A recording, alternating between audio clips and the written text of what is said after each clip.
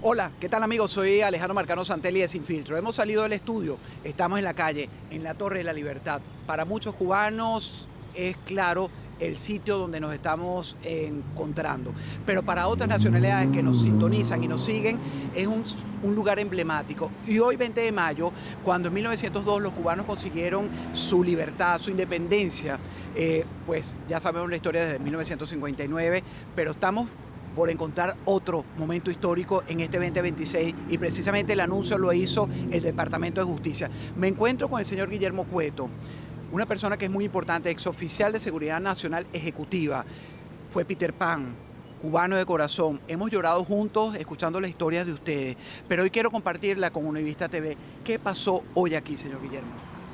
Esto es un acto trascendental y una medida trascendental del Poder Judicial, en el cual se encausa criminalmente a Raúl Castro por el derribo, ser el que dio la orden del derribo de las 4 personas que murieron, o sea, las 2 avionetas conteniendo a 4 personas de Estados Unidos que murieron acribilladas en el aire, en aguas internacionales, por 2 MiG-29 de Cuba, bajo las órdenes y con la orden directa de Raúl Castro. Así que esto es simplemente un acto de justicia que estaba por venir, pero nadie había tomado la iniciativa de hacerlo, y gracias a Dios, bajo la presidencia del presidente Trump y la administración y el Departamento de Justicia, pues en este momento se ha iniciado el encauzamiento legal. O sea, él es un criminal demandado por los Estados Unidos.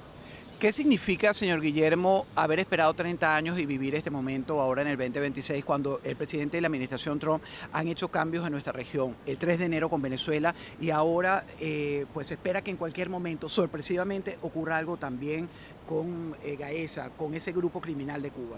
Bueno, esto, después de 67 años nosotros los cubanos de esperar, y después de ustedes los venezolanos, Nicaragua, o sea, todos los países del continente, donde se ha enquistado, sobre todo en Cuba y en Venezuela, el comunismo, los grupos islamistas radicales, todos los grupos criminales extracontinentales y del continente, es un cambio de dirección en nuestro destino, en el destino de nuestros países, en la presencia de la democracia, que hace muchos años que no ha regido ni ha estado presente en nuestros países. Así que esto es más que un acto, es un cambio de destino, es una redención, esa es la palabra correcta, una redención de nuestra identidad, de nuestra cultura, de nuestra herencia y nuestros valores democráticos. Hay dentro de Cuba una miseria extrema, uno de los peores momentos que ha vivido ese pueblo. ¿Cómo lo puede describir hoy? Y en estos días usted usó una palabra en una conversación que tuvimos que era una insurrección, sí. No eran protestas. Correcto. ¿Por qué? Porque en las protestas que hemos visto, inclusive la de 11 de julio de años atrás, las personas salían, demostraban, salían gritando y tenían pancartas, letreros, protestaban, etc. Pero en este momento esos son lo que yo caracterizo como una demostración. Pero en este momento lo que yo veo y lo analizo profesionalmente como una insurrección, ya cuando hay operaciones cinéticas, o sea, físicas en las calles, donde se da fuego por la población a los edificios del Partido Comunista de Cuba, a los edificios de la Policía Nacional de Cuba, a los edificios de la Confederación de Trabajadores Cubanos de Cuba, a los carros de la policía, y se hacen barricadas en medio de las calles por toda Cuba, especialmente en La Habana, que está prevalente todos los días, por días de días. Eso no es una protesta, es una insurrección, y que va aprendiendo a nivel nacional, y ese tipo de insurrección es viral, más que viral, es dinámica y está haciéndose presente a través de toda la isla. Eso es un gran golpe interno de la población, rebelándose en contra del gobierno comunista. ¿Qué más se puede hacer? ¿Qué más pueden hacer los gobernantes, Trump, los locales, congresistas, senadores, por conseguir y acercarnos a la libertad de Cuba? Que no va a ser una tarea fácil. Bueno, yo creo que se está haciendo. En realidad, esto es como tú sabes, en Venezuela se hizo por etapas. Primero fue la extracción de Maduro. Antes de eso fue la presencia en Venezuela de una serie de activos del gobierno de Estados Unidos clandestinamente que fueron vigilando a Maduro y siguiendo a Maduro por mucho tiempo hasta que llegó a la culminación de la extracción de Maduro. Después vino, que fue sumamente importante, la visita del director de la CIA, John Ratcliffe, para hablar directamente con Delcy Rodríguez, Diosdado Cabello y Vladimir Padrino, diciéndole sí o sí, estas son las condiciones de nosotros, ustedes tienen que aceptar esto, porque de otra manera, si no lo aceptan, nosotros vamos a un segundo golpe o vamos a un paso próximo que va a ser también cinético, o sea, militar. Así que esta es la agenda que ustedes tienen que cumplir. Esto se está repitiendo en este momento en Cuba con la visita de Ratcliffe, de nuevo el director de la CIA, donde les dijo sí o sí, esta es la lista de nosotros y esto es lo que tienen que cumplir. Habló con varios interlocutores del gobierno, con el nieto de Raúl Castro, que es una persona muy importante por representar a Raúl Castro, que está detrás de bambalinas con el poder, entre comillas, y con esta nomenclatura y este élite de su propia familia, pues rigiendo tanto la parte política, entre comillas, en Cuba no hay nada más que un solo partido, que el Partido Comunista, pero también el Ministerio del Interior, el Ministerio de las Fuerzas Armadas y todas las fuerzas represivas de Cuba. Así que eso fue un aviso, un ultimátum a estas personas que dirigen, entre comillas, Cuba. Es interesante que en estas personas que sean, no solamente en esta reunión de John Ratcliffe, el director de la CIA, sino ya anteriormente se habían tenido conversaciones con por lo menos 3, pero hay un poco más de 3, pero públicamente han salido 3 nombres a relucir y eran básicamente, directa o indirectamente, pero más bien directamente, eran parte de la familia directa de Raúl Castro. El hijo, el nieto y otro que también es pariente a través de la hermana mayor de Fidel y de Raúl, Ángela, que también ha sido uno de los protagonistas de las comunicaciones de ellos con nosotros. Y de aquí han ido a distintos lugares, también personas muy altas del gobierno de Estados Unidos, a tener esta conversación con ellos.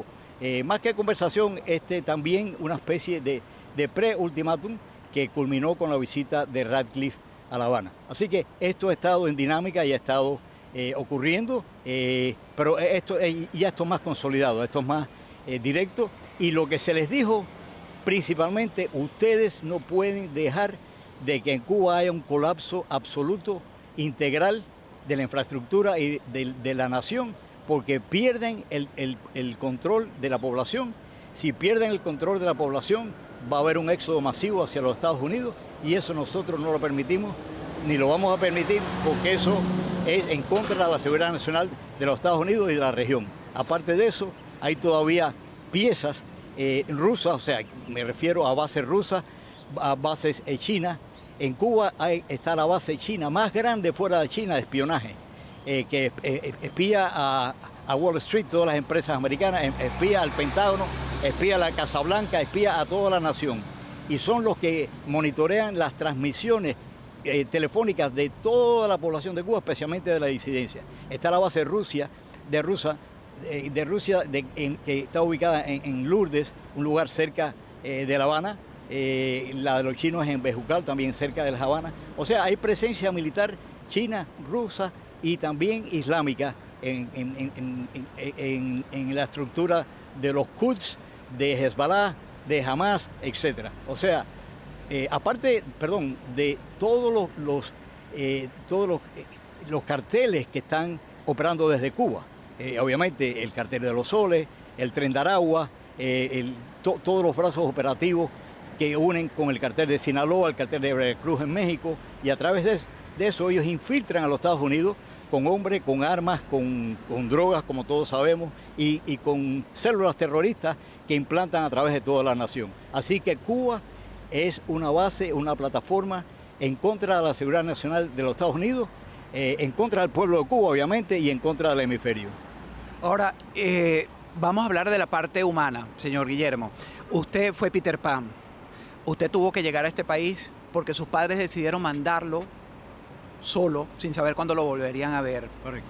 Me imagino que están en el cielo viéndolo en los actuales momentos. ¿Qué le diría de esta fecha y de lo que pudiera ocurrir según lo que usted describe? Yo creo que esto es... los Peter Panes llegamos aquí, como Alejandro lo describía, solos, sin hablar inglés, obviamente sin trabajo porque éramos muy jóvenes, sin lugar donde estar, y la Iglesia Católica y el gobierno de Estados Unidos nos acogió y nos dio todo lo que he mencionado: techo, comida, salud, ropa, educación, etc. Se convirtieron en los padres y la madre de nosotros, o sea que estamos eternamente agradecidos. Pero nosotros verdaderamente hicimos lo que deberíamos de haber hecho, que fue adaptarnos a la situación con mucho dolor, pero con estoicismo. Nos hizo fuerte en nuestro carácter y nuestra visión de futuro, de que había que estudiar, que había que trabajar, etc. Muchos de nosotros, muchísimos, estábamos estudiando en high school, por ejemplo, en secundaria, al mismo tiempo que trabajábamos 1 o 2 trabajos para sostenernos, además de la ayuda que nos estaba dando de comida, como decía, de vivienda, etcétera, el gobierno de Estados Unidos y la iglesia. Pero seguimos triunfando en el sentido que nos graduamos de secundaria, nos graduamos de college, nos graduamos de la universidad, pasamos a distintas ramas respectivas profesionales de trabajo. Algunos fueron ingenieros, otros abogados, otros médicos, otros pues distintas profesiones. Yo pasé a la parte internacional cuando a mí me pidieron que trabajase para el gobierno de Estados Unidos. Me llevaron para Washington y ahí fue donde yo desarrollé. Me llevé a toda mi familia, fue conmigo obviamente. Vivimos mucho tiempo en Washington, y de ahí empezamos nosotros, pues yo, a trabajar dentro de Estados Unidos y en el exterior, y mi señora se ocupaba de mis hijos cuando yo estaba en asignaciones o misiones extranjeras. Así que cada uno de nosotros en nuestras ramas respectivas hemos sido triunfadores con humildad, porque esto no es nada... ninguno de mis amigos pregonan lo que han logrado y lo que han hecho, verdaderamente. Los conozco a todos, a los más altos económicamente hasta los más humildes, y todos nos tratamos como hermanos, y todos son sumamente triunfadores, pero humildes y conscientes de la realidad del ser humano y sobre todo de las necesidades en Cuba. La última pregunta. Lo vi abrazándose con muchas personas cubanas, autoridades, amigos. Siempre sus conversaciones eran regresar y comer el lechón en diciembre. Sí. ¿Están seguros que este 2026 pudiera ser ese momento y usted lo haría? Mira, yo eso lo pongo en las manos de Dios. Yo soy un hombre de fe, donde me inculcaron desde pequeño, desde la infancia prácticamente, que todo estaba basado en Dios, patria y hogar. Que si nosotros dirigíamos nuestras vidas a esa triangulación, casi una trinidad de valores y de creencias espirituales, de Dios, patria y hogar, todo nos iba a salir bien. Yo creo que Dios va a determinar, nos va a ayudar. Yo le decía a Alejandro fuera de cámara que nosotros somos instrumentos de Dios. Dios tiene sus ángeles, pero tiene sus angelitos aquí en la tierra a hacer la obra de Él, que es la obra del bien, y la obra por los demás. Y eso es muy importante porque somos nosotros responsables de ser protagonistas de la obra de Dios y de hacer el bien donde quiera que estemos. No importa la profesión, no importa el lugar, no importa el país, porque estamos extendidos por todo el mundo, literalmente. Lo importante es el cometido y sobre todo el compromiso con la libertad. El compromiso con la libertad de Cuba, de Venezuela, de Nicaragua, de todo el continente. Ese es nuestro futuro, ese es nuestro destino y eso es el humilde protagonismo que nosotros tenemos que hacer. Así que este es un país libre, que todo el mundo puede hablar lo que quiere, y nos gritan y todo, pero no importa. Estamos en un país libre y eso demuestra la diferencia entre los Estados Unidos y en Cuba, que no se puede hablar. Así que ese es mi mensaje y ese es mi llamado. Sean activos, participen en todo lo que puedan todos los días. Cada pequeño acto que se haga contribuye a su crecimiento como persona y a la restauración de la libertad y la democracia en Cuba, Nicaragua y en nuestro continente.